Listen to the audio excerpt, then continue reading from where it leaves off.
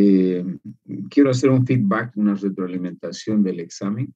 No sé si tienen algún reclamo, algo, alguna sugerencia. Al menos yo tengo algunas, ¿no? Pero quiero escuchar primero de ustedes cómo les pareció el examen. El examen estaba bien, ingeniero. Todo lo que estaba en el práctico entraba. Solo que creo que faltaba un poquito más de tiempo, pero todo bien. Estaba largo el examen. Son 5 preguntas. Pero Largo Creo que haya sido. el tiempo, sino que era un poquito más de práctica por nuestra parte, ingeniero, porque creo que muy aparte de haber hecho el práctico, había todavía algunos conceptos que no lo habíamos aprendido muy bien, y creo que fue la repetición y repetición de en sí mismo, pero no fue la asimilación de cada concepto para poder desarrollarlo en los ejercicios. Y yo creo, bueno, por mi parte fue ese sentido, digamos. Yo creo que por eso también requiere mi compañero un poquito más de tiempo. Muy bien. Muy buen análisis, Shirley. En realidad eran cinco preguntas. Yo tomé 15 minutos por pregunta. Harían 60 minutos, 1 hora y cuarto. Es por eso que planteamos 1 hora y cuarto el examen, 1 hora y 15 minutos, ¿no? Precisamente por eso, porque tomábamos cada ejercicio 15 minutos, que en algunos casos, por ejemplo, había un ejercicio que tenía solamente 2 incisos. Ese se podía hacer qué sé yo, en 3 minutos y compensaba a los que requerían más tiempo. O sea, no he planteado por plantear, ojo. He tratado de encuadrarme en un tiempo que sea racional, ¿no? Como por ejemplo, en el examen teórico nadie dijo nada que era demasiado tiempo. Cuando llegamos a los 12 minutos, ya la mitad había enviado el examen. A los 15 minutos casi todos ya estaban con el examen. Y eran 20 preguntas. Estábamos tomando, en realidad se toma medio minuto por pregunta y tendríamos que haber tenido solamente 10, pero hemos tenido 20, ¿no? Y aún así van a ver, y ahí por eso iba mi queja. No sé si hay algún otro comentario aparte del tiempo.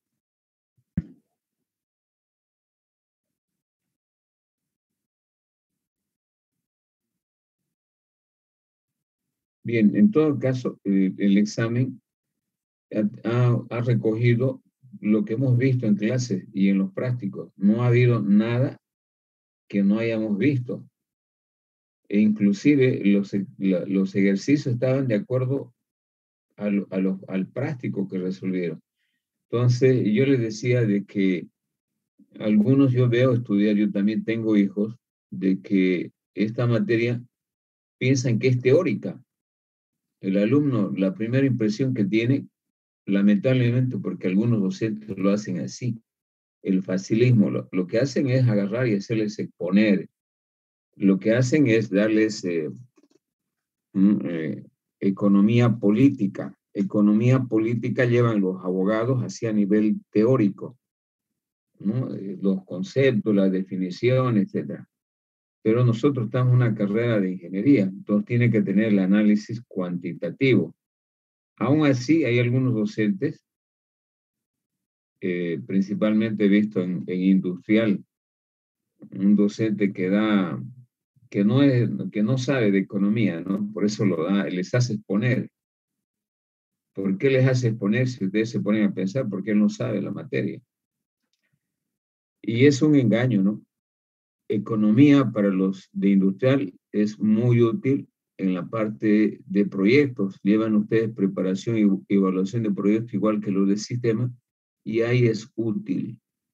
Economía es útil cuando la empresa, cuando usted va a administrar su empresa, va a gestionar su empresa. O sea, no son materias, si bien son materias que están en el área de las no troncales, sin embargo, tienen utilidad práctica, es decir, se lo utiliza, no son materias para completar la malla curricular. Y precisamente el enfoque matemático es la parte más importante de la economía porque hay, la aplicación es con la parte de la herramienta práctica, pues, ¿no? Entonces, esta materia tiene un componente matemático y hay que estudiarlo practicando igual que cualquier otra matemática. En la medida que yo practico, hago el ejercicio, voy a ver de que 15 minutos por cada una de esas preguntas será suficiente para poder terminar. Entonces yo hice precisamente ese ejercicio y es coherente, ¿no? Con la hora y 15 minutos, pensando siempre en utilizar 15 minutos por pregunta. Eso también va a depender de cómo ha practicado el estudiante, cómo se ubica rápidamente. Si ha hecho todos los prácticos o todo el práctico, obviamente se va a ubicar más rápido y lo va a resolver, que al final es algo mecánico, si ustedes se ponen a pensar también, ¿no? Una vez que le agarra uno el hilo, es algo mecánico. No hay mucho que pensar. Bien, de todos modos, vamos a considerar las observaciones que están haciendo para el segundo parcial. Pero yo tengo mi queja, ¿no? Dos quejas particularmente. La primera es de que uno ya está acobardado con este tipo de exámenes porque la trampa no falta, pues, ¿no? No faltan los matones, y ustedes mismos ya, toda vez de que son estudiantes y han desarrollado habilidades como para poder descifrar las posibles respuestas. No les voy a decir porque usted ya lo sabe, ¿no? Aparte de los clásicos matones que se ofrecen. Entonces, algunos cuando intercambiamos esto entre los... Sí, Kevin. No, seguro. Pero sí ¿Cuál? tenemos auxiliar. Nos dio una ayudantía unos días antes. Tienen que hablarle a su privado para que los agregue al grupo. Y da buenas ayudantías. Yo, al menos eso me ayudó bastante en el examen. Qué bien, Nicole. Sí, en realidad yo tengo ayudante, esta materia la doy también en ciencia económica. Allá tengo mi ayudanta para hablar como Evo, ¿no? Pues, diferencia ayudante, compañero y compañera. Allá tengo una dama que es muy buena y que a mí me facilita enormemente porque toda la parte práctica lo hace ella. Yo hago un modelo solamente de ejercicio y más ejercicio lo resuelve y les prepara muy bien a los chicos. ¿Y por qué no en sistemas y industrial? ¿No? Porque la vez que he pedido, ¿no? Me han dicho que no tenían carga horaria, bueno, le han puesto pero, lamentablemente, y ahí pues aparte del docente tiene que ser el estudiante, ¿no? De solicitar a los directores de carrera ayudantes, porque ellos son los que reciben las ayudantías en función de las materias que tienen. Y bueno, no hay mucho interés pues de los directores de carrera como no en la materia, pero hace falta en estas materias que esté presente un ayudante para que les dé alguna mano, les pueda aclarar algunas dudas, etc. Lamentablemente eso ya escapa a mi buena voluntad. Conmigo hemos hecho siempre prácticos, después de cada unidad, prácticos para resolver en clases y obviamente hay otro práctico para ya, aparte de hacer en clases, que ustedes desarrollen la habilidad y eso ya es con la ayuda.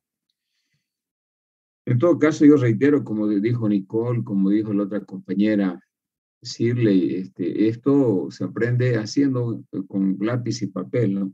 Practicando. Para graficar, por ejemplo, esa habilidad de rapidez básicamente con lápiz y papel y por eso hicimos el práctico de las funciones, si ustedes se acuerdan. Y agarré funciones parecidas a las que han hecho en el práctico pensando en que ya sabían graficar muy bien, por ejemplo, y sabían resolver ese tipo de funciones. Ojo, agarré esas mismas funciones o funciones parecidas a las que vieron ustedes en el práctico de funciones. Entonces, todo ha estado de alguna manera pensado, siempre con la intención de que hagan un buen trabajo. A esta altura de mi vida, cuando ya estoy para jubilarme, a mí no me interesa como los docentes, ¿no? de masacrar a los estudiantes. Aquí si pasan todos, si pasan consigo, les pongo la nota. Ese es mi propósito, solamente enseñar, hacer que la clase sea amena y que le recuerden siempre al docente, ¿no? Por lo que les ha dado, les ha orientado, pues les ha forjado algunos principios, ¿no? Porque yo soy, si ustedes han visto ya, una persona muy correcta, me gusta ser una persona vertical, dar ejemplos, ¿no? Me he enterado que hay algunos docentes inclusive que les venden su texto, ¿no? A los del sistema particularmente para sacarles plata. Hay docentes que no van a clase. Bueno, en fin, hay una suerte de una serie de aspectos que condicen. Mi único objetivo es con los estudiantes que aprenden la materia, que les guste la materia y que alguna vez lo apliquen, nada más. Ahora, obviamente, a mí me gusta que el estudiante sea responsable, se automotive, busque, no se ahogue en un vaso de agua, busque, si no ha asimilado, bueno, busque información, pregunte, etcétera, ¿no? Pero no veo si eso en ustedes, ¿no? Ustedes solamente se desesperan cuando un día antes del examen. Clara muestra que yo le dediqué una clase entera para resolver dudas del práctico y nadie preguntó.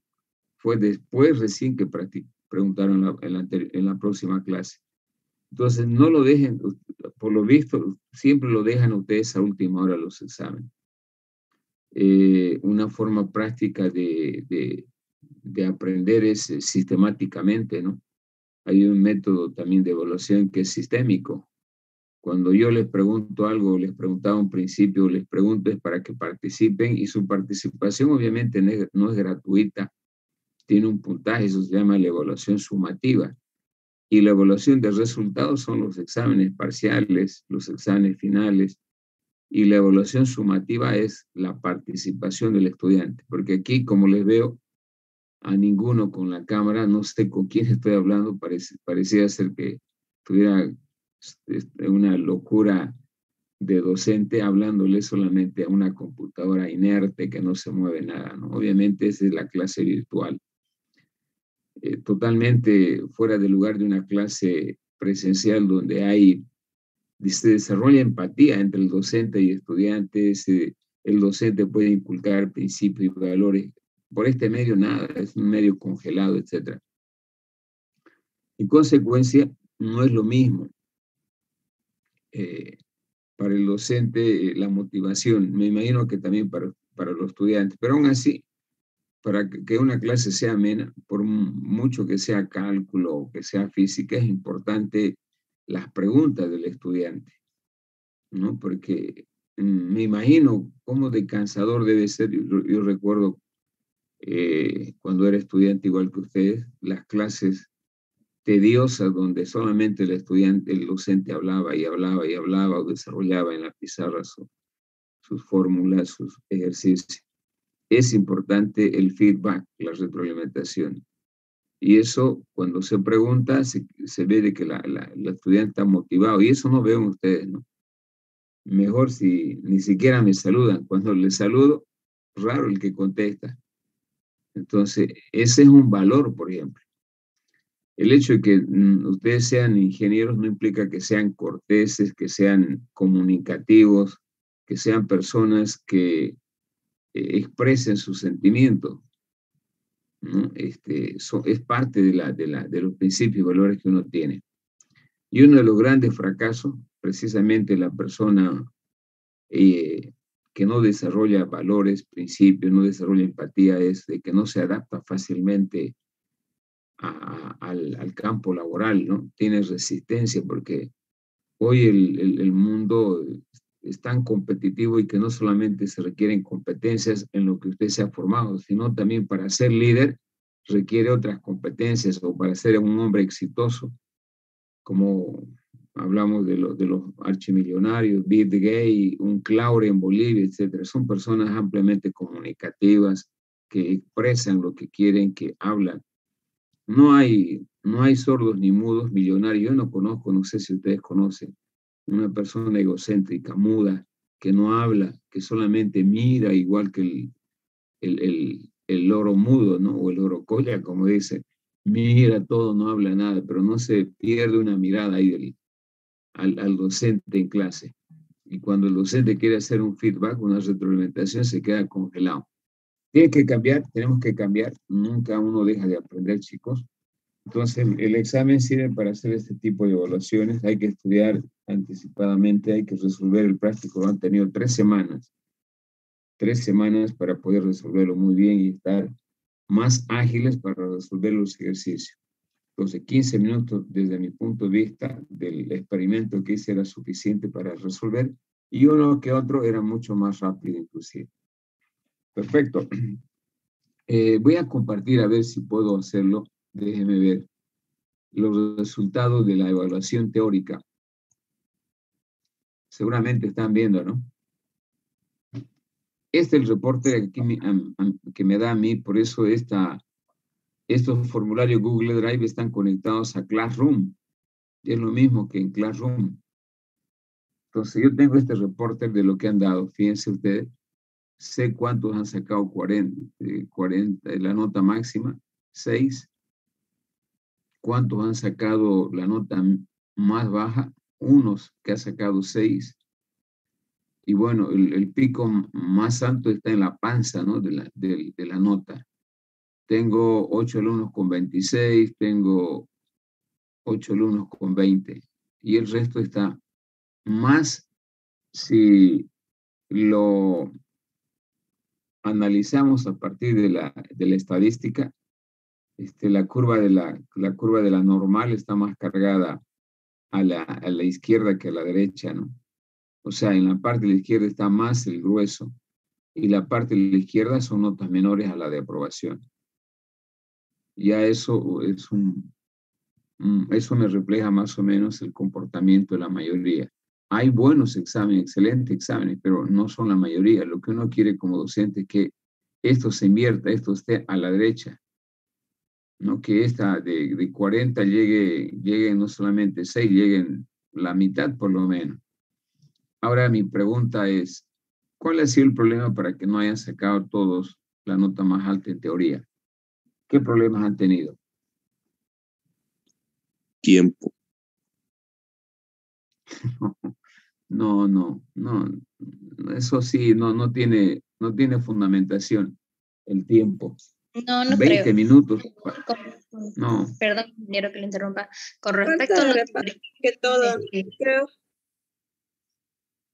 Fue más que todo de no leer bien los enunciados, porque me ha pasado de que en uno de esos no leí muy bien el enunciado y por la prisa que tenía, agarré y puse, ya luego cuando me di cuenta, ya lo había mandado, y cuando miré en el resultado final, porque te muestra las fallas que tuviste, ahí recién tuve el último momento para leerlo y decir, pucha, pero si yo sabía cuál era, y agarré o sea, por encima lo leí y no puse la respuesta correcta.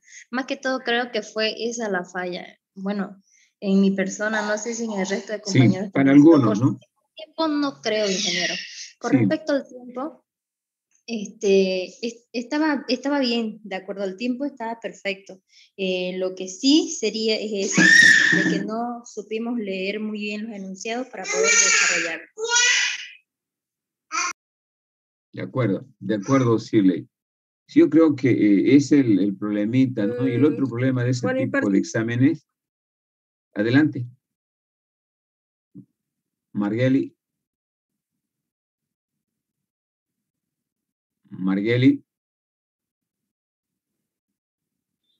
Por mi parte, ingeniero, fue algo similar igualmente por mi parte.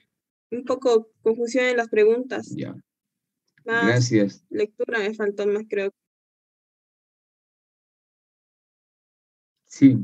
Y el otro problema en ese tipo de exámenes, lamentablemente, pues, cuando las preguntas son 2 o las respuestas son 2 o 3, uno no siempre está muy seguro, ¿no? Y es precisamente eso para pensar un poquito. Y la desventaja de esta prueba en los formularios de Google Drive es de que no evalúa. Si usted ha contestado de 3 respuestas posibles, 2, no le toma como la mitad. Es aquí, lamentablemente, es frío el examen. Si no contesta las 3, la pregunta no es válida. Es un poco la Sí, desventaja, pero como les dije, no se puede modificar. Yo quisiera, si ha contestado de 3-2, darle la mitad. Como son ya aplicaciones configuradas, no se puede modificar, salvo que se desarrolle una aplicación nueva, ¿no? Con esas condicionantes. Y no es, ¿no? Ya es una aplicación que la utilizamos que está ya ahí predefinida. Entonces es un poco la desventaja para mí y obviamente también para ustedes como estudiantes. Pero esto no son en todas las preguntas. En todo caso, no ha habido un buen rendimiento y ustedes tienen que ser conscientes. Han visto de solamente hay 6 que han llegado a la nota máxima. Lo ideal es de que empezaron el examen 64. Yo apunto absolutamente todo lo que me va a pasar, ¿no? Y terminamos con 67 y me enviaron, si ustedes se fijan, cuántos enviaron al examen, son más de, en realidad inscritos hay 105. En ambas, sumando ambas carreras, son 105.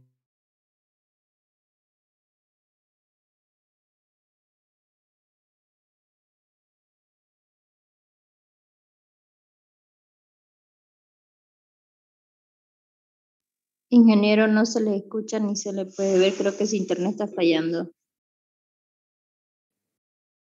Ingenieros.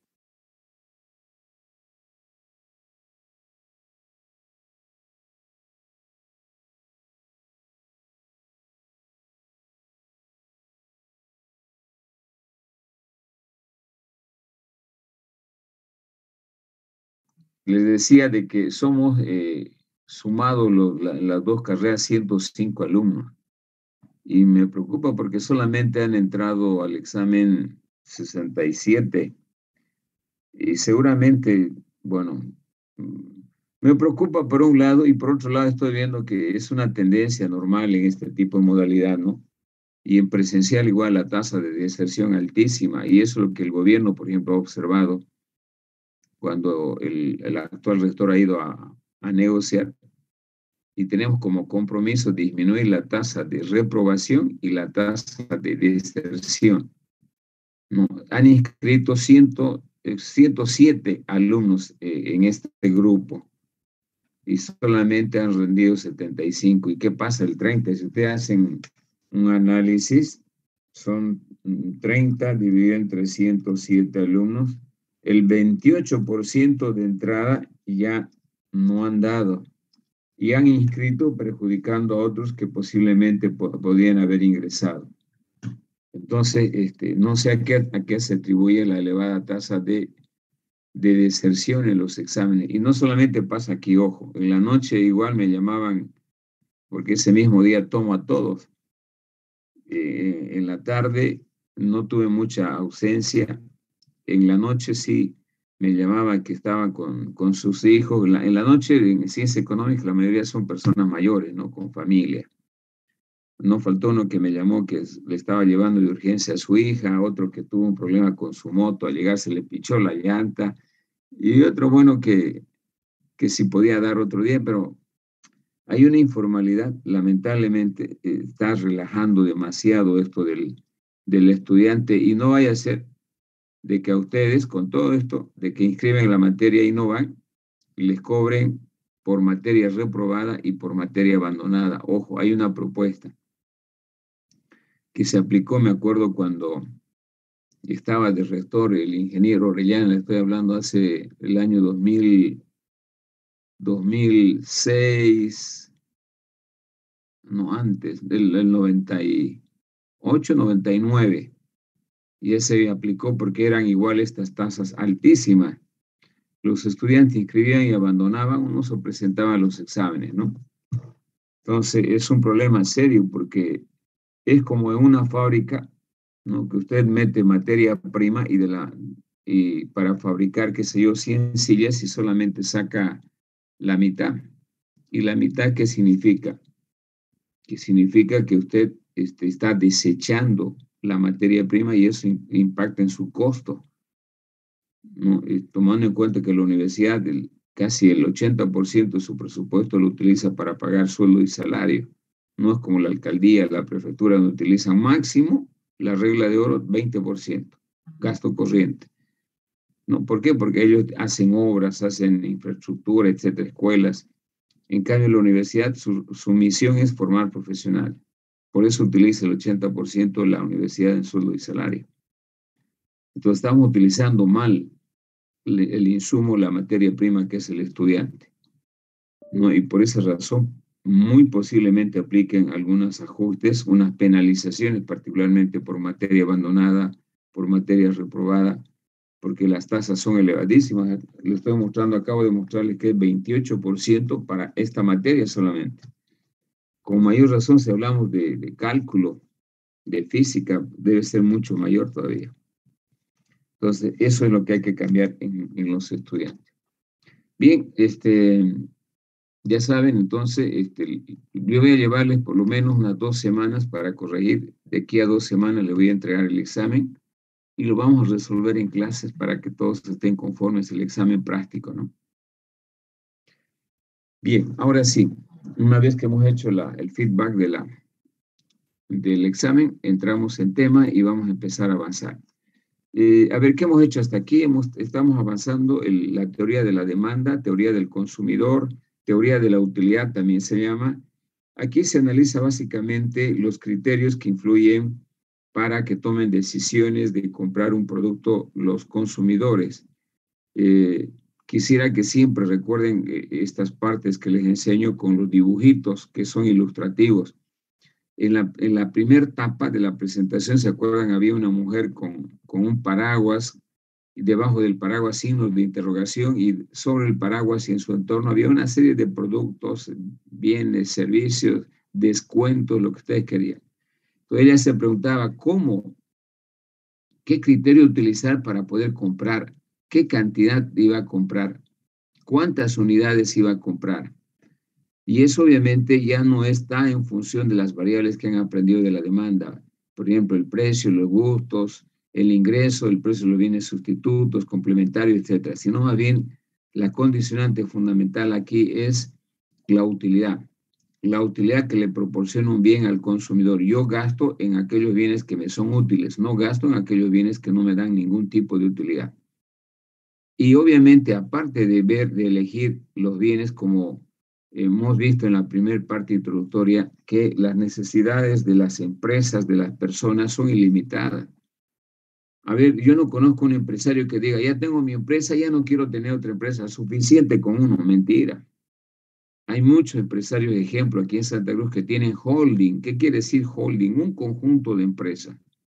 Cuando hablamos de los Roda, los Culgi, los Marin, Covic, etcétera, no tienen una empresita, tienen varias empresas. Tienen fábrica de aceite, tienen fábrica de azúcar, tienen empresas madereras, tienen empresas banqueras, tienen empresas ligadas a servicios, etc. Entonces, lo mismo, a la hora de demandar un bien o un servicio, un consumidor común como nosotros, un cristiano común, a la hora de demandar un bien, voy a demandar aquellos bienes que siempre me sean útiles. ¿No? ¿Por qué? Porque los recursos, el dinero en este caso es escaso. Segundo, yo voy a seleccionar aquellos bienes, voy a elegir aquellos bienes que me reportan un mayor nivel de utilidad. No voy a demandar cualquier bien. Siempre voy a elegir el mejor bien y que esté a mi alcance, porque hay una restricción, y la restricción de las personas y de las empresas es sus ingresos de las empresas y su sueldo o su renta de la persona. Entonces, una segunda restricción es precisamente el ingreso disponible de cada persona o de una empresa para demandar un bien. Si me han entendido, hay 2 condicionantes. Primero, de que no todos los bienes, hay N bienes que uno debe demandar, pero a la hora de demandar uno elige aquel bien que es necesario, que es más útil y que le reporta un mayor nivel de utilidad o satisfacción. ¿Cuántas va a demandar de ese bien? Va a depender de su ingreso monetario. Puede depender un bien, 2 bienes, 3, 4, 5, etc. Pero les comento que habitualmente, de acuerdo a indicadores económicos que se llama el IPC, Índice de Precio al Consumidor, IPC, que mide la tasa de inflación que se genera en la economía mensualmente y anualmente, utiliza un método estadístico en el cual se hace la evaluación permanente de más de 260 bienes y servicios que demanda una persona. Alguien se preguntará, a ver, enúncieme solamente 10, me podría decir a mí, pero ¿qué implican esos bienes? Por ejemplo, desde utilizar crema dental, cepillo dental, de la utilización de carne, de tomate, de cebolla, de computadoras, de peluquero, de celular, de utilizar internet, de utilizar una heladera, una motocicleta. Si sumamos todos estos bienes, obviamente fácilmente llegan inclusive a más de 260 bienes y servicios. Y entonces, ¿qué se hace en una economía para medir la inflación cada año? Se mide el comportamiento de esos precios, y eso hacen los estudiantes de ciencias económicas, ¿no? Que los que trabajan en el INE, en el Instituto Nacional de Estadística, todos los días van a los mercados a tomar nota para sacar precisamente el comportamiento de los precios. Entonces, habitualmente una persona demanda, chicos, algo más de 260 bienes, entre bienes y servicios. Entonces, comprar esa cantidad todos los meses con un sueldo obviamente no es fácil. Uno tiene que priorizar. ¿Cómo priorizan en su casa el sueldo del padre? Primero, alimentos. Segundo, servicios para que no les corten agua o luz. Tercero, los otros servicios de ya sea colegio privado, universidad privada. Tercero, utilizan para poder renovar algún equipo, algo en el hogar. Y si sobra, lo llevan al banco o a la cooperativa. Si sobra, que en muchos casos no, porque la mayor parte de la población tiene un salario mínimo nacional, la mayoría. El 70% vive de actividades por cuenta propia, es decir, genera su actividad económica, y solamente el 30% de la población es empleada en Bolivia, ya sea empleada en la administración pública o en la administración privada. El 70% son cuentapropistas, imagínense, es decir, que tienen ellos su actividad empresarial que han logrado formar, en algunos casos no necesariamente empresarial, sino venden algún producto. En consecuencia, hay N bienes que una persona puede comprar y tiene que elegir debido a que tiene restricciones. Estos dos elementos de elegir en base a la restricción se explican a través de la curva de la utilidad total y de la utilidad marginal. Y precisamente a partir de esto voy a enganchar lo que estábamos viendo en la clase anterior. Estas figuritas que estoy compartiendo acá en la presentación me representan precisamente el comportamiento, la demanda del consumidor. Para empezar, la utilidad de un consumidor se puede representar a través de una función, ¿sí? En este caso, la utilidad total viene a ser una función que va a depender de las diferentes cantidades que yo demande de un determinado bien o bienes diferentes. En este caso vamos a hablar de diferentes cantidades de un solo bien, que podrían ser diferentes bienes porque las utilidades son sumativas bajo este enfoque. Bueno, voy a poner N, no lo voy a cerrar, XN. Habrá un N, no, hipotéticamente sí se puede utilizar este N. Y precisamente eso me está mostrando esta curva, este gráfico. Una función donde a medida, esta es la primera cantidad, la utilidad de la primera cantidad, esta es la utilidad de la segunda, esta es la utilidad de la tercera, y fíjense, cuando yo analizo con estas restricciones que acabo de mencionar, de que uno no puede comprar pues, de manera exponencial, tiene una restricción. Y además uno no puede comprar cientos y miles de un solo bien, no puedo tener 1000 casas, desde el punto de vista racional, 1000 vehículos, ojo. No hay esos casos. Puedo tener 5, 10, 15 casas, sí, pues es normal, pero que ya llegue a 1000, a 2000, no es racional. ¿No? En lugar de comprar casa, podría hacer una empresa, etcétera, etcétera. Eso me dice un poco la lógica, ¿no? Pero en todo caso, a medida que yo voy aumentando la cantidad demandada de un bien que está en el eje de las X, y acá mido la utilidad total, el comportamiento normal con las restricciones de este enfoque me dice de que yo demando bienes hasta un cierto nivel, ¿no? Desde el punto de vista, acuérdense los supuestos, aquí el consumidor sabe su ingreso, sabe el precio de los bienes y es un consumidor racional, es decir, toma decisiones racionales, es decir, toma decisiones al margen.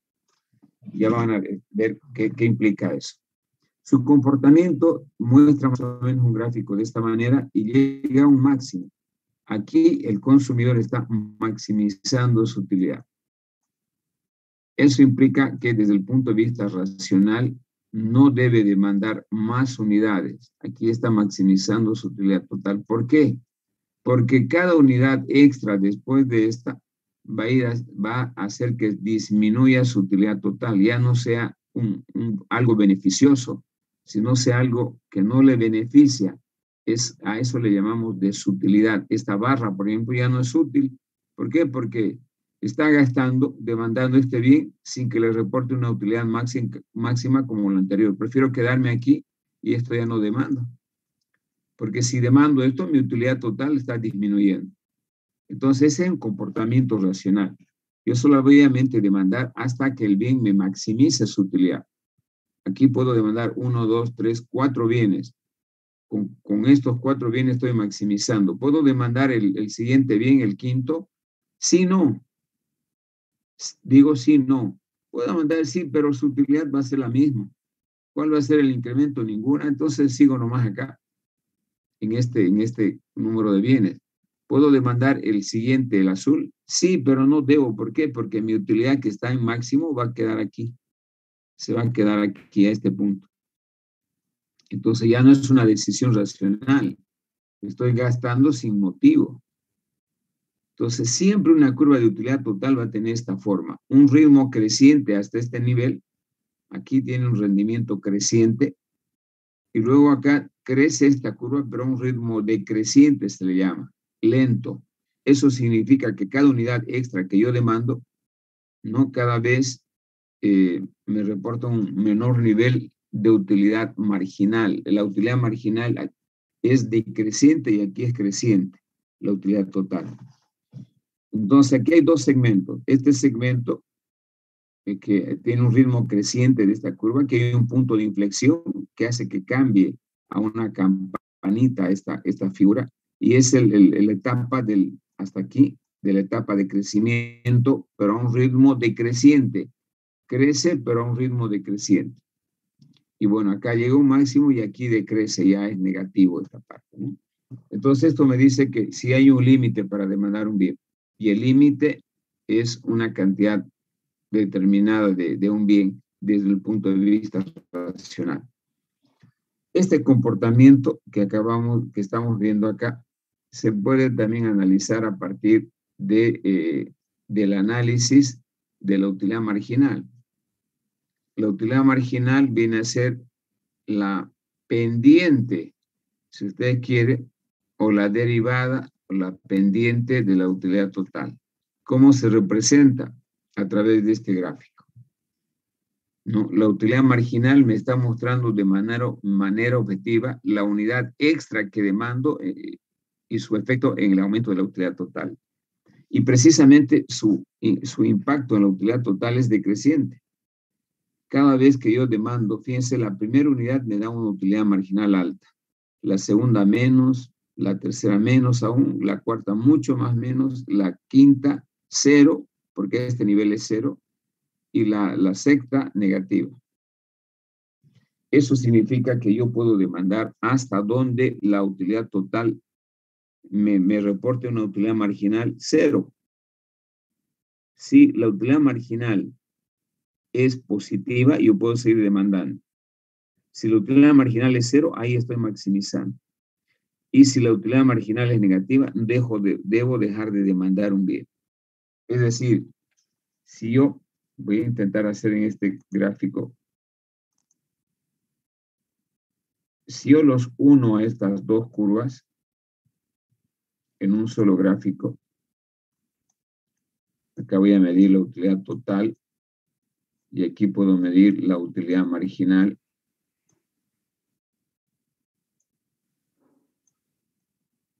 O sea, la curva anterior y esta curva. Como siempre, los niños aparecieron rayando, ¿no?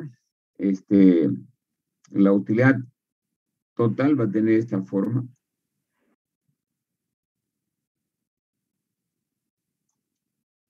Y la utilidad marginal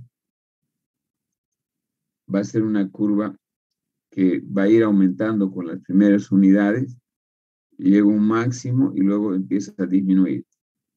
Y va a coincidir con este punto de aquí, con el nivel máximo, cuando la utilidad marginal sea igual a 0. Es decir, esta curva va a bajar así, va a llegar a 0 y toma valores negativos. Esta es la utilidad total y esta viene a ser la utilidad marginal. Que lo vamos a representar con una MG, utilidad marginal. Entonces, como podrán ver, en este enfoque que se llama cardinal, yo puedo medir cuánto voy a obtener de utilidad, porque es el objetivo, ¿no? Ya lo van a ver en la parte matemática. Si yo tengo, por ejemplo, les voy a dar un anticipo de cómo manejamos esto algebraicamente. Aquí estoy maximizando. Yo tengo que llegar a un máximo de satisfacción. De un máximo. Y hay una cantidad determinada que no sabemos cuánto es esta cantidad máxima con la cual el consumidor va a estar satisfecho a maximizar su utilidad. Si yo parto de una función de utilidad X, por ejemplo, una función cualquiera, que es igual a 40, 40x menos 10x al cuadrado. Acá es 40x. Esta es mi función de utilidad. Si yo le doy valores a esto, voy a tener una curva de este tipo. Cuando hagamos ejercicio lo vamos a verificar. A partir de esta función de utilidad, voy a hacerla más clarita.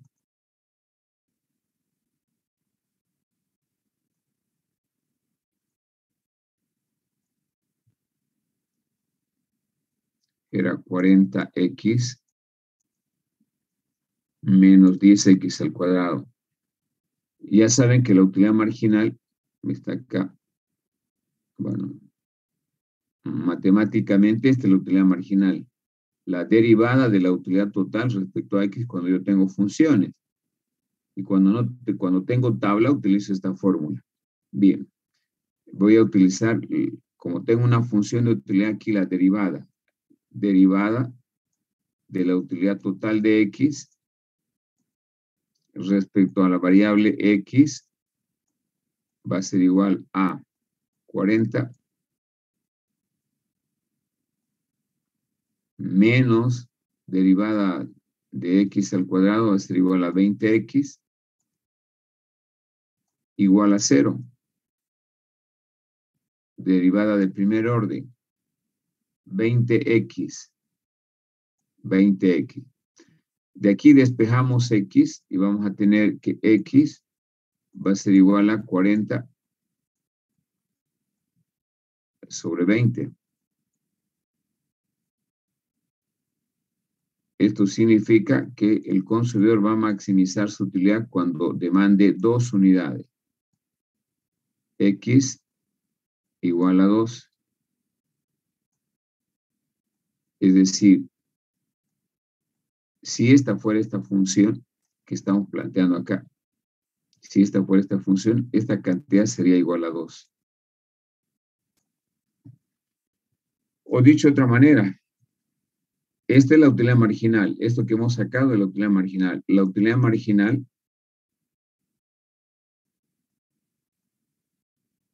que hemos calculado sería la que hemos derivado, es decir, 40. Si le damos valores a esta función, vamos a encontrar una curva de este tipo. 40 menos 20x. 20x. Esa es la utilidad marginal, que es la derivada de la función de la utilidad total. Eso está acá. Entonces, se fijan aquí, utilidad marginal es de derivada de la utilidad total respecto a x. Muy bien. Entonces, yo sé de que cuando el consumidor está maximizando aquí, la utilidad marginal es igual a 0. Entonces, pongo aquí igual a 0. Igual 40 menos 20x. Y de aquí nuevamente despejamos x, lo mismo que hemos encontrado aquí. X viene a ser igual a 2. Muy bien, entonces de esa forma nosotros podemos algebraicamente, partiendo de la función de una utilidad total, si le damos valores aquí, obviamente vas a tener una curva de este tipo, ¿no? Podemos derivar la utilidad marginal que me está mostrando cuánto voy a demandar desde un punto de vista racional, que en este caso me dice, tiene que demandar 2 como máximo, porque se supone que ahí está maximizando su utilidad. Y eso se da cuando la utilidad marginal es igual a 0. Que estoy utilizando acá ese criterio. La utilidad marginal igual a 0 en este nivel.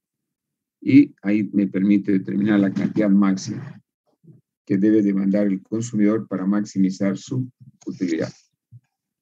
Esto lo vamos a ahondar mucho más en el análisis, pero a partir de este análisis, chicos, se puede derivar lo que estamos buscando, que es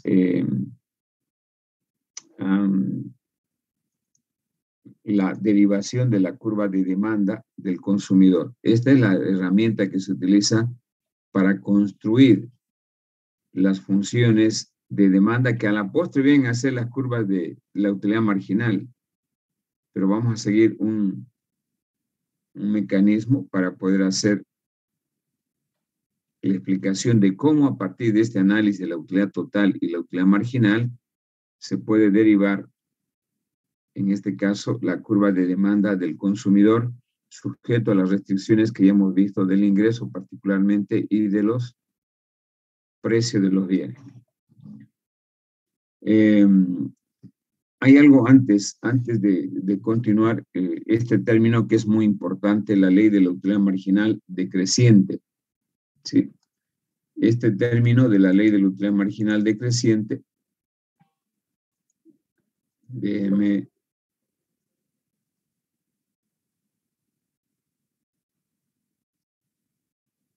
voy a checar para que entre el título. Bien, ley de la utilidad marginal decreciente. ¿A qué le llamamos ley de la utilidad marginal decreciente?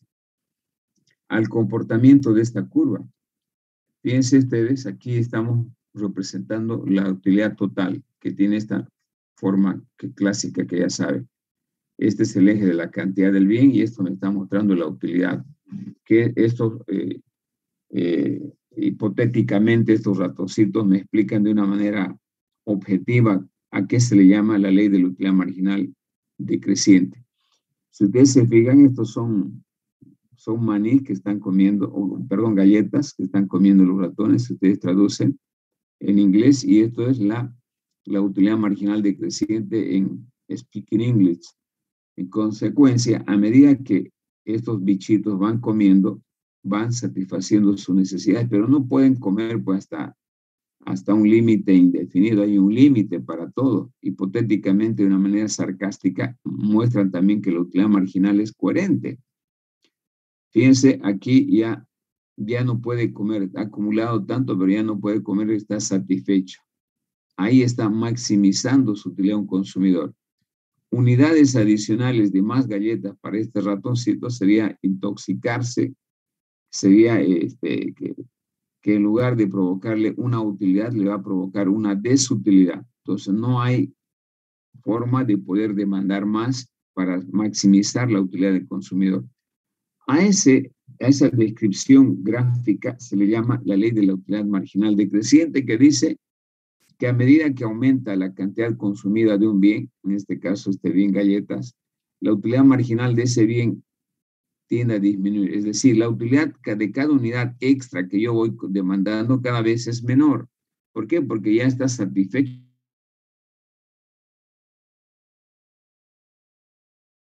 de la demanda de computar lo mismo. Le decía, yo puedo demandar una computadora y puedo estar maximizando con 2. ¿Una tercera es racional? No, ya no es racional. Una cuarta peor. ¿Por qué? Porque la tercera y la cuarta, en lugar de provocarme utilidad, me provocan desutilidad, porque lo voy a tener y no lo voy a utilizar. Y se está perdiendo valor, ¿no? De la plusvalía o la depreciación está aumentando sin que lo utilice las dos computadoras adicionales que me compré. Entonces, es una decisión irracional. El análisis de la utilidad marginal permitió resolver varios problemas de la vida real, como por ejemplo la paradoja del valor. Les voy a explicar la paradoja del valor, que es una apreciación subjetiva, que una apreciación subjetiva más bien determina el valor de las cosas. Entonces se puede afirmar que la utilidad marginal y no la naturaleza objetiva es la que determina el valor de los bienes o servicios. ¿A qué se refiere la teoría del valor? A ver, la teoría del valor hace referencia a una anécdota como la siguiente. Dice que los bienes tienen mayor valor por el nivel de cantidad que existan en la economía. Cuanto menos cantidad exista un bien, tiene mayor valor. Cuanto mayor sea la cantidad de un bien, tienen un valor menor y por ende, obviamente, una utilidad marginal cada vez menor. Dice la teoría del valor, a ver, analice un individuo que está perdido en el desierto y que tiene en su bolsillo 3 diamantes, ¿no? ¿A qué estaría dispuesto este hombre perdido en el desierto con 3 diamantes en el bolsillo? ¿Cuál es su necesidad urgente? ¿Cuál es lo prioritario para una persona perdida en el desierto? Agua, ¿sí? Bien, en condiciones normales el agua tiene un valor escaso. Aquí, en este momento, por ejemplo, el valor de un litro de agua procesada puede valer 5 bolivianos, no procesada, agarra su grifo, tiene un valor simbólico, ¿no? Pero en las condiciones en las que estamos narrando de un individuo que está perdido, obviamente la utilidad marginal de cada litro de agua que quisiera comprar un perdido es mucho mayor. Segundo, el diamante con el cual estamos comparando. El diamante es un bien escaso, no es abundante. El diamante solamente tiene una utilidad de adorno. Es un bien que se utiliza básicamente en el ámbito de la joyería o del ámbito de la demostración de fortuna. O sea, es algo simbólico. Sin embargo, tiene un gran valor. No cualquiera puede tener un diamante, ¿sí? ¿Y por qué tiene ese gran valor? Porque es escaso. Por lo tanto, su utilidad marginal es altísima. Cada unidad adicional de diamante que quisiera tener es altísima. Viceversa, el agua, abundante, el agua se utiliza para todo. Sin el agua el ser humano no vive. Sin el agua no podíamos producir absolutamente nada, etc. Sin embargo, tiene una utilidad marginal bajísima, escasa, porque como existe en abundancia el agua, cada unidad extra no es un problema. Bien, volvemos ahora al ejemplo del hombre perdido en el desierto. Seguramente el hombre con sus 3 diamantes estaría dispuesto a cambiar por 1 litro de agua los 3 diamantes. ¿Y por qué toma tanto valor el agua y por qué no tiene valor el diamante? Porque en ese momento, en ese escenario que les estoy comentando, ¿no? El diamante no le sirve para nada.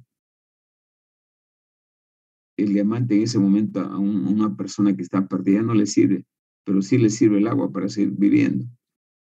Por lo tanto, como no hay el agua, adquiere un valor marginal altísimo y seguramente estaría dispuesto a entregar el perdido en el desierto los 3 diamantes por 1 litro de agua.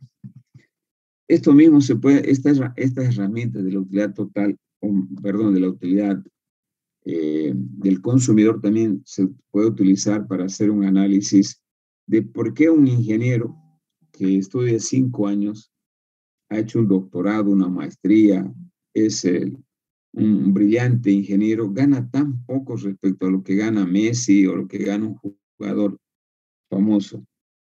Y solamente, ojo, juega un fin de semana.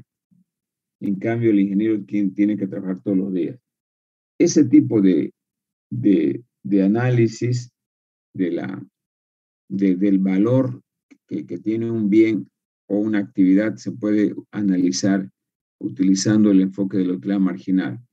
De la misma manera se puede utilizar la utilidad que les reporta un puente, construir un puente en el Urubó para las personas utilizando esta herramienta.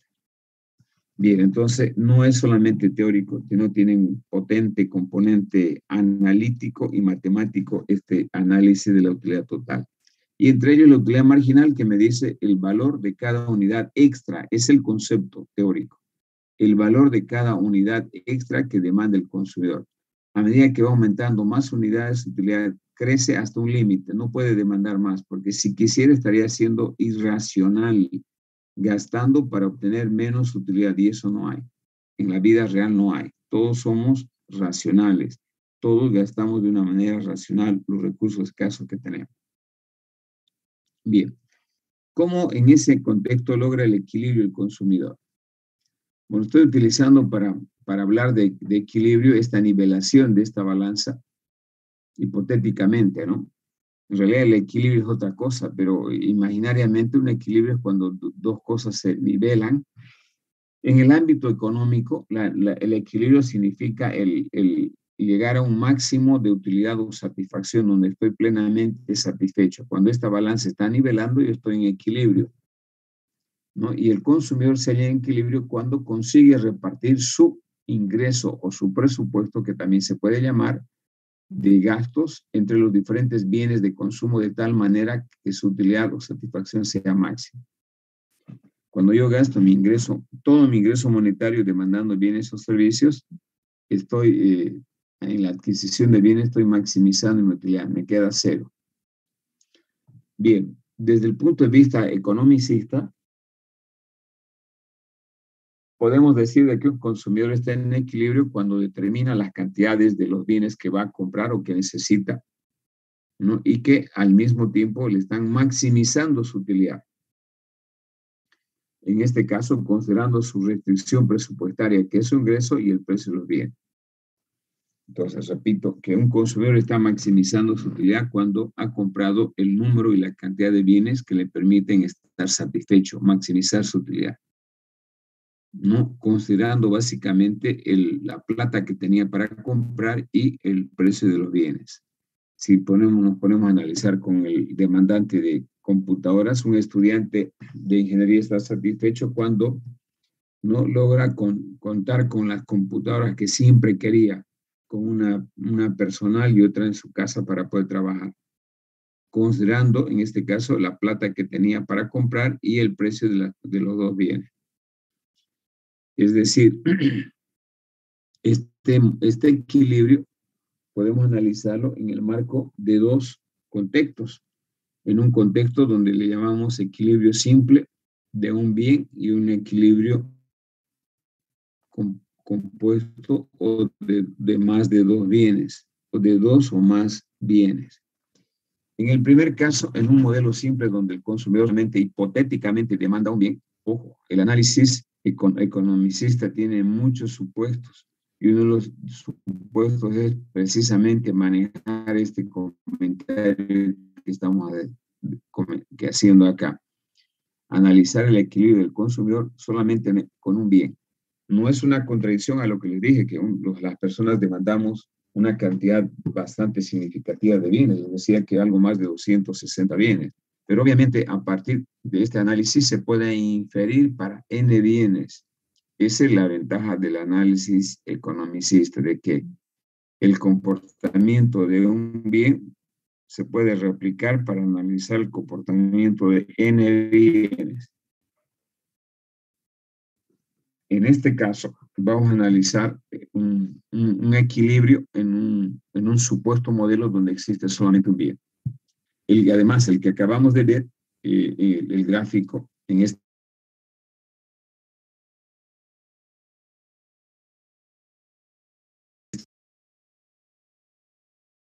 vuelvo a lo que estamos queriendo ver. Es decir, un consumidor que dispone de una determinada cantidad de dinero ¿no?, de su ingreso monetario se encuentra frente a la alternativa de comprar o no un bien X, por lo que es lo mismo. Puede no gastar su ingreso, que también es una opción. A cambio, consumir el bien X. El equilibrio del consumidor se dará cuando la utilidad marginal es igual al precio de mercado. En este modelo de un modelo simple, ¿no? Esto lo vamos a desarrollar para hacer esta demostración. Lo único que quiero es que ustedes agarren como idea de que en un modelo simple la utilidad marginal va a ser igual al precio de un bien, ¿sí?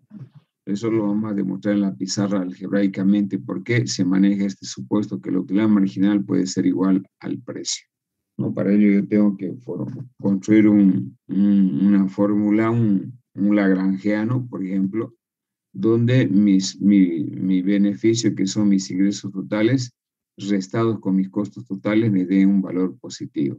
Reitero, eso lo vamos a demostrar. Esto, ¿por qué sale así? Lo vamos a demostrar en la pizarra. Pero mientras tanto lo vamos a mantener que en este modelo la utilidad marginal es igual al precio de X. Muy bien. En otros modelos donde se tenga ya dos bienes, como por ejemplo en este caso un bien X y un bien Y, un consumidor también puede lograr el equilibrio, no solamente consumir un bien, sino también dos bienes. En este caso, para que un consumidor logre el equilibrio, tiene que gastar. Acuérdense que el consumidor en este caso sabe cuánto tiene, sabe cuánto cuesta cada bien. En ese marco va a lograr el equilibrio, es decir, va a lograr maximizar su utilidad o satisfacción, que es el concepto de equilibrio que estamos manejando cuando las utilidades marginales de los bienes que va a demandar sean igual. Esto obviamente se puede prolongar más, que tomando en cuenta que el ser humano puede demandar n bienes. Yo puedo aquí colocar puntos suspensivos, utilidad marginal para un bien n,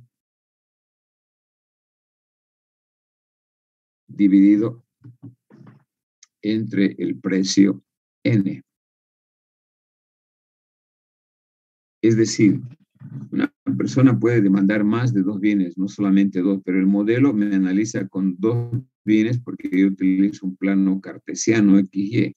Por eso, porque utilizo un plano cartesiano XY, utilizo generalmente este tipo de fórmulas de igualdades. A esto se le llama el principio equimarginal, que me dice que a la hora de demandar dos bienes, un consumidor debe demandar de tal forma que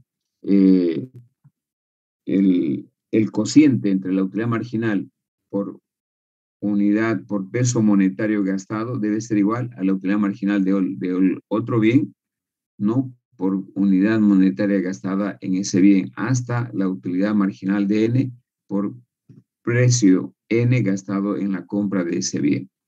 Además, debe igualar, me dice, que el ingreso sea igual al gasto, es decir, el ingreso del consumidor debe ser igual al gasto. Entiéndase como GT, gasto total.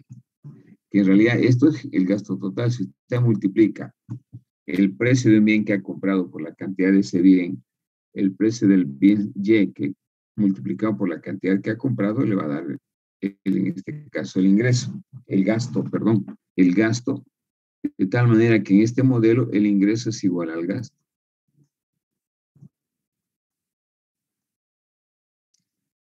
Bien, si llevamos nosotros este gráfico, por ejemplo, a un plano de representación, vamos a tener una curva de este tipo, que es una función lineal. Esta curva, que le podemos llamar I de ingreso, tiene esta forma. Y precisamente en cada punto me está mostrando un determinado gasto. Al multiplicar el precio, que podría ser acá, precio de X por la cantidad de X, precio Y por la cantidad de Y, etcétera. Si el otro punto fuera Y, obviamente, ¿no? Entonces, este límite, voy a suponer que este es mi ingreso. Si yo analizo esta línea recta, todo lo que yo puedo comprar está acá. No debo salirme, este es mi límite. Significa que yo puedo comprar todas las combinaciones posibles debajo de esta recta, en este triángulo que está acá. Son todas las posibles combinaciones. Entonces, el análisis de un modelo de dos bienes, ya cuando veamos la parte numérica, vamos a utilizar estos dos supuestos. Vamos a calcular la utilidad marginal de una función, vamos a dividir en su precio, y eso tiene que ser igual a la utilidad marginal del otro bien dividido entre su precio. Es decir, en este enfoque, las utilidades marginales por peso gastado para estar en equilibrio deben ser iguales. Y en segundo lugar, que el ingreso debe ser igual al gasto, tomando en cuenta que esto es gasto. Bien, eso en relación a un modelo de dos bienes. Entonces, el modelo de un bien, ya saben, de que la utilidad marginal es igual al precio. En un modelo de dos bienes, ya saben que el consumidor, para estar en equilibrio, debe cumplir estas dos condiciones. No sé si tienen alguna pregunta hasta aquí.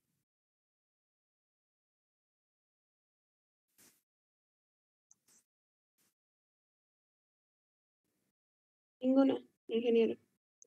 Perfecto, seguimos entonces, chicas. Sería solo para resolver en práctica, ingeniero. Eso me estaría en práctica. Claro, lo que quiero que me agarren sí la idea, la parte conceptual para ya hacer la práctica, ¿no? Porque es el objetivo de analizar primero teóricamente, para no entrar directamente a hacer ejercicio. Esta es la parte teórico-conceptual. Bien. Está bien, ingeniero, gracias.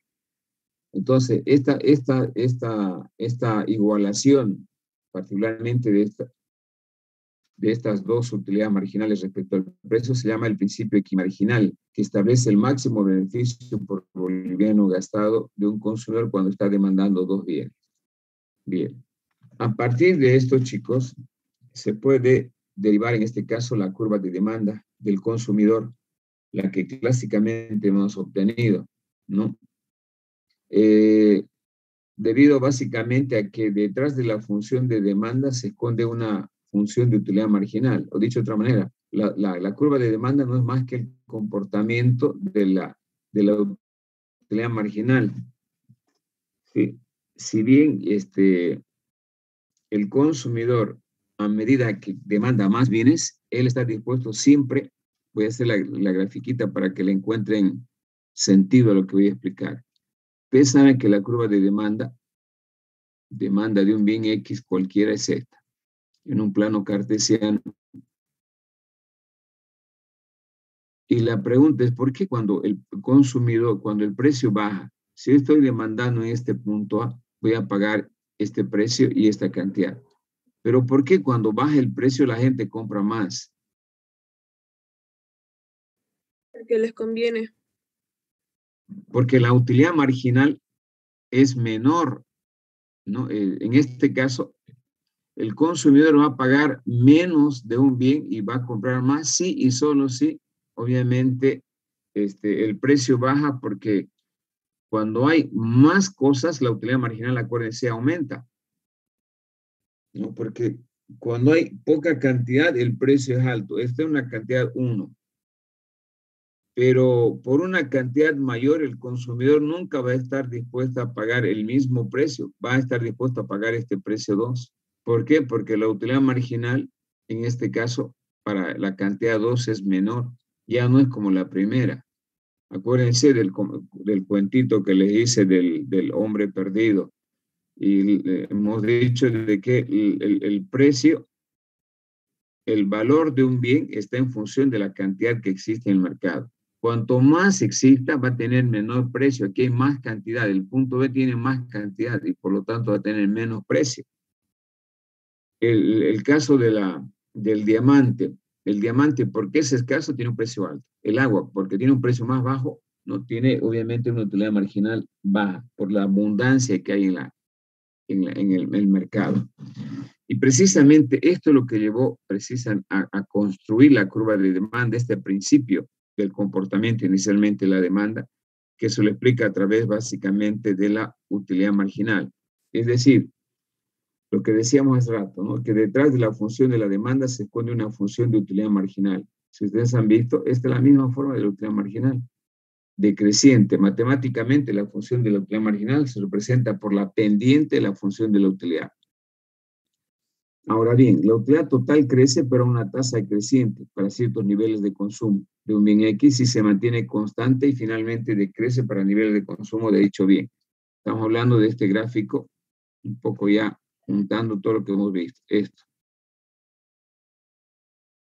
Esta es la utilidad total en un plano cartesiano, donde estamos midiendo acá la cantidad de X y aquí la utilidad total de X. Entonces, la utilidad total crece, acá está, crece, pero a una tasa decreciente, sí, a partir de este punto crece lentamente para ciertos niveles de consumo del bien X, aquí está el bien X, y se mantiene constante. ¿A dónde se mantiene constante? Aquí. Acá se mantiene constante en este punto. Y finalmente decrece, sí, acá está. Esta crestita de acá de la utilidad total decrece para niveles de consumo mayores de dicho bien.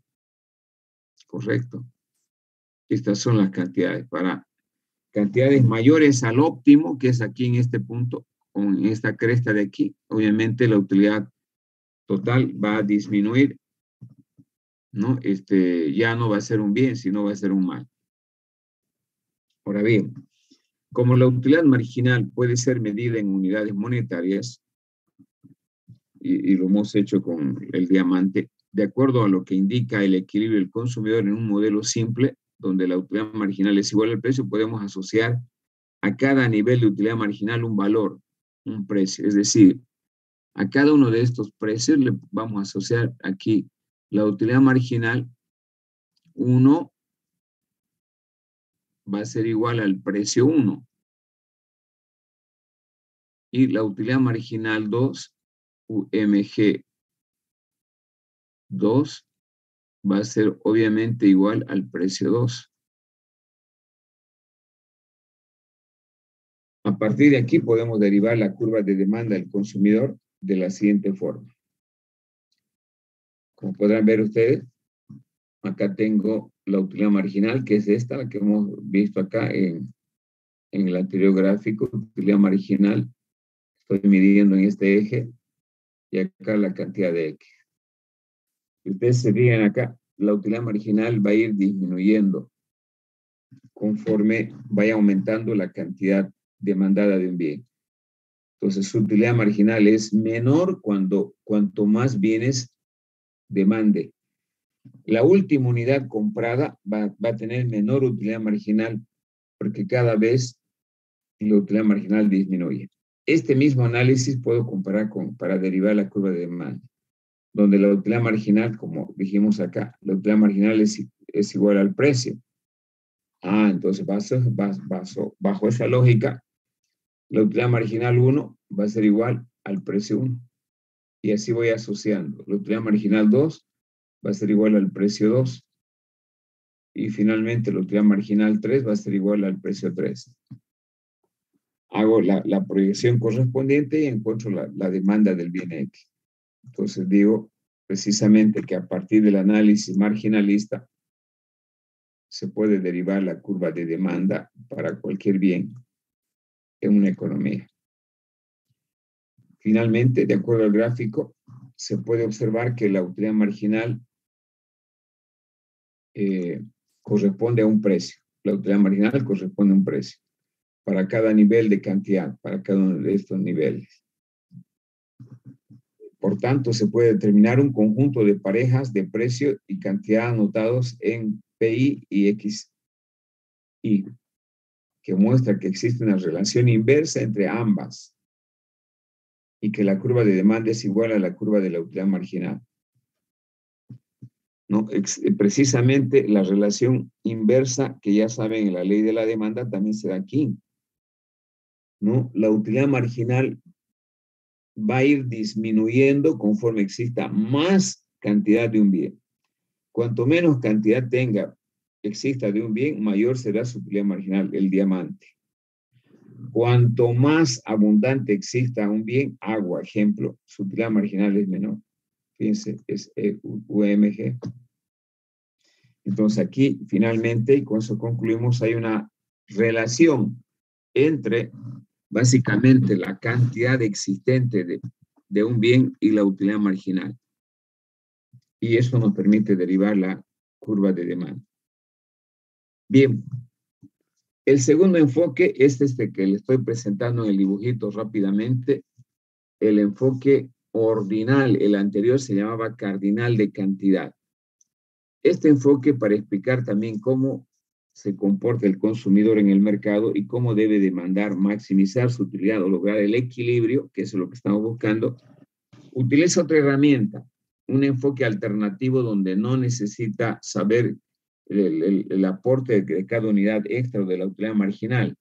Este enfoque se llama el enfoque ordinal de la utilidad y que me mide el orden, por eso se llama ordinal, orden de preferencias. Aquí tiene que un buen consumidor, para poder demandar un bien y maximizar su utilidad, tiene que tener la capacidad suficiente de ordenar sus preferencias en función de sus necesidades. Tiene que saber identificar qué bien es mejor que el otro y el otro si es mejor que el subsiguiente y así sucesivamente. Gráficamente este enfoque, que es el enfoque moderno, y el anterior, que es el enfoque clásico, utiliza este dibujito, este gráfico.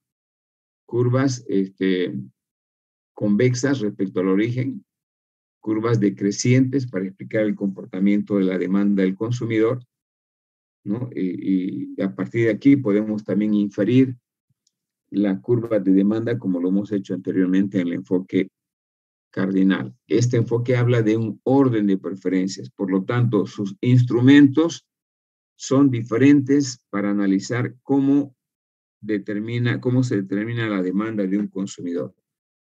Entonces, por eso se le llama que es un enfoque alternativo para poder comprender el nivel de satisfacción que genera una combinación de bienes, ¿no?, y servicios al consumidor. Este enfoque es esencial, ¿no?, para poder entender, ¿no?, que los consumidores deben ser también capaces de ordenar y clasificar sus combinaciones de una manera lógica y deductiva en relación a sus preferencias, básicamente. Este enfoque utiliza como instrumento de análisis las curvas de indiferencia, que son estas curvitas que están acá, que son convexas, que tienen pendiente negativa, que no se intersectan entre sí, y que cada una de las curvas representa un mayor nivel de utilidad cuanto más alejado esté del origen. Es decir, este enfoque utiliza como instrumento de análisis las curvas de indiferencia como funciones de utilidad. Hace rato ya mostramos una función de utilidad. Déjenme recordarles simplemente, en el anterior enfoque la utilidad total era una función que dependía de un conjunto de cantidades de un bien, X1, X2, etc. De manera parecida aquí, las curvas de indiferencia, estas curvas van a ser una función U, pero como son dos ejes que vamos a utilizar, es una función de utilidad que me muestra el intercambio del bien X y del bien Y. En este caso yo estoy utilizando diferentes cantidades de un bien. Aquí voy a utilizar diferentes cantidades de dos bienes. O sea, el modelo maneja una función de utilidad que representa al bien X acá y al bien Y aquí. Entonces el consumidor tiene que tener la habilidad de poder elegir las combinaciones bajo estos supuestos. El primer supuesto es la completitud, ¿no? ¿Qué implica completitud? Bueno, antes, aquí ven básicamente una tienda de computadoras. En esta tienda, este señor, demandante, está analizando cuál es la mejor combinación entre computadora e impresora que va a demandar, supuestamente. Para ello tiene diferentes marcas, tiene diferentes tipos de impresoras, etcétera, y va a elegir las mejores combinaciones, siempre, nunca la peor o la más o menos. Esa es más o menos la representación de esta imagen, que me está mostrando una combinación precisamente de una curva de indiferencia que se lo interpreta así las decisiones que tome, porque tiene que comprar una computadora y una impresora. ¿Cuál va a comprar? ¿Qué combinaciones son las mejores, las que satisfagan plenamente al consumidor? Una marca Asus, una marca Dell, una marca Toshiba, qué sé yo, y con qué impresora, con qué marca, con qué tipo de impresora. Entonces, la combinación perfecta la va a elegir él utilizando estos conceptos de completitud. Se considera que las preferencias son completas cuando un consumidor está en capacidad de decidir sobre la deseabilidad o preferencia entre dos combinaciones de bienes A y B. La completitud me dice que un consumidor va a estar satisfecho en esta tienda si compra una computadora y una impresora, porque la necesita las dos.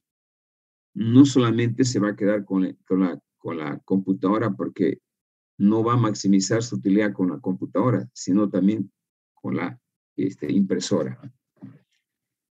Además, debe cumplir este principio de transitividad a la hora de elegir, que hay diferentes marcas. La marca A si la marca A es mejor que la B y la B es mejor que la C, entonces toda la vida va a tomar la decisión de comprar la A respecto a C. Es un principio de transitividad que inconscientemente uno lo aplica. Y aquí sigo insistiendo, cuando usted quiere comprar, quiere ir al cine con su corteja, va a elegir la peor película. La película más o menos o la mejor película. La mejor película. Cuando usted quiere comprar una computadora, ¿cuál compra? ¿La peor, la menor, la mejor o la más o menos? La mejor. Todas las actividades conscientes que realiza el ser humano son transitivas. Al momento de elegir algún bien o de comprar algo, siempre va a elegir el mejor, no el peor. Finalmente, esto también es verdad.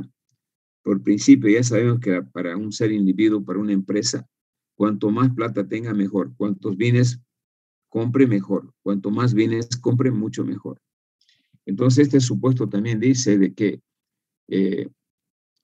todos los bienes, absolutamente todos los bienes, casa, equipo, computadora, formación, grados académicos, son deseables porque es lo que quiere el ser humano. Por lo tanto, el consumidor prefiere consumir más bienes que menos toda la vida. Yo prefiero tener 2 carreras que una sola. Quiero ser ingeniero industrial e ingeniero en sistemas, porque con cualquiera voy a encontrar trabajo. Es mejor siempre no ser licenciado en ingeniería industrial o licenciado en ingeniería en sistemas. Es mejor ser magíster en sistemas o doctor en ingeniería industrial. Y así podemos colocar varios ejemplos. El comportamiento natural del ser humano es ese, a tener más que menos. Bien, les voy a dejar pensando con estos 3 principios que vamos a utilizar en este enfoque, el de la completitud, transitividad y cuanto más mejor, para poder arrancar la próxima clase. Vamos a quedar aquí. Quiero que activen su cámara para hacer la asistencia.